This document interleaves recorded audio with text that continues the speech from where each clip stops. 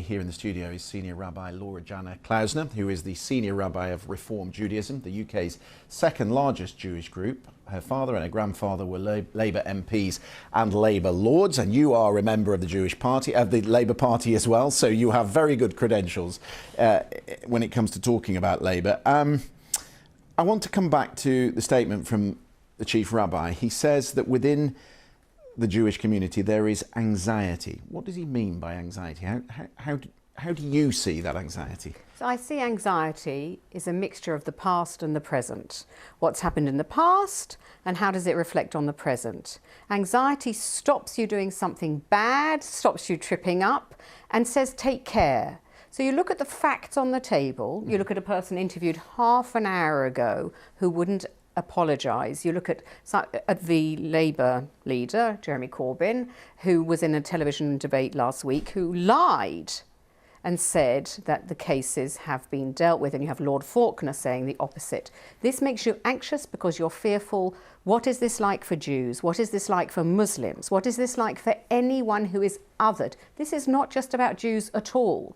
This is an assessment of the integrity and dignity of the leader of the Labour Party, and he doesn't have those.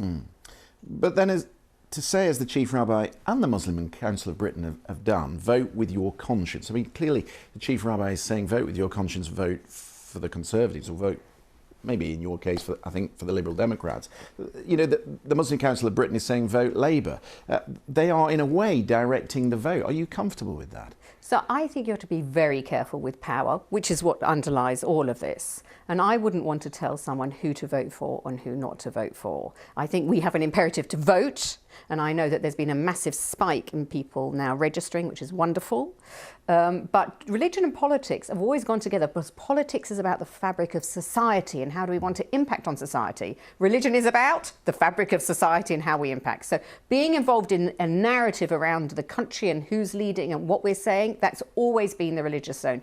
Who specifically, I don't think. And Rabbi Mervis said, I will not tell you who to vote for. And I think that's great. OK. But I mean, aren't we seeing here, in some way, this idea of voting with your conscience? You're seeing the moral imperative crashing up against electoral choices. I mean, even though he said he's not saying what to vote for, that is the reality. I think one of the moral imperatives here is for the leaders of the parties to long-term look at what is happening about racism across the board and also homophobia and other issues that we've seen, xenophobia, and to understand that they will be always held into account for it. Do you think I mean, I guess my question is, there are going to be those who say, right, well, I'll vote for Lib Dems to try and avoid what is clearly concerns about racism or religious intolerance. Is there a danger that it splits the vote and hands victory to sort of a party that perhaps was not the intention? One of the wonderful things about the British system is the constituency system. And I would say, look at your MP. There are lots of fabulous Labour MPs that I would love to be re-elected. So from the point of view of strategic voting, Conservative, Lib Dem, Labour, that's in each constituency. But I want many of those outstanding and brave Labour MPs to be re-elected.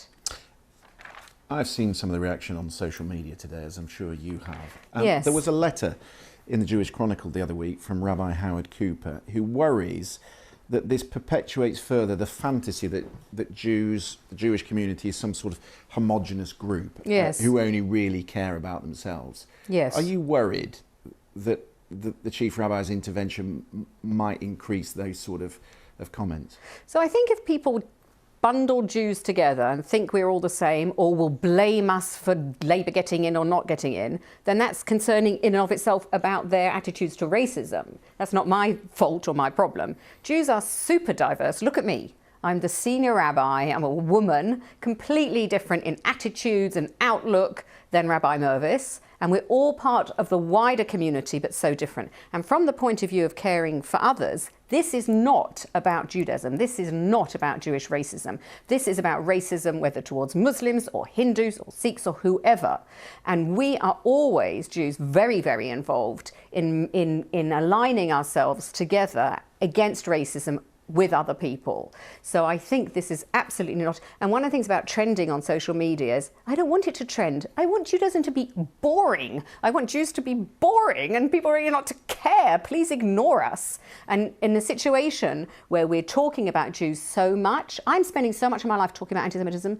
That's not the job of a rabbi. It's to enrich people's lives and help them through their lives and not talk about this. So let's talk about Muslims and Jews and what kind of Britain we want and what is democracy. Just one final point, and I think this is really important because a colleague mentioned it to me today. Yes. She said, you know, we treat the Holocaust as history. Yes. And for many of us, it is just yesterday. And is that, when coming back to my first question, this anxiety, is that what is at the root of it? So there is an enormous difference between the anxiety levels that Jews feel that have skyrocketed and the change in anti-Jewish incidents, which have increased, but not according to the level of our anxiety. We are half a second from the Holocaust. I was in Auschwitz last month. There are still survivors alive. So we feel it very raw. Doesn't mean we're wrong. I mean, I think it was Groucho Marx who said, just because you're paranoid doesn't mean they're not out to get you. Rabbi Laura, it's lovely to see you. And you. Thank you.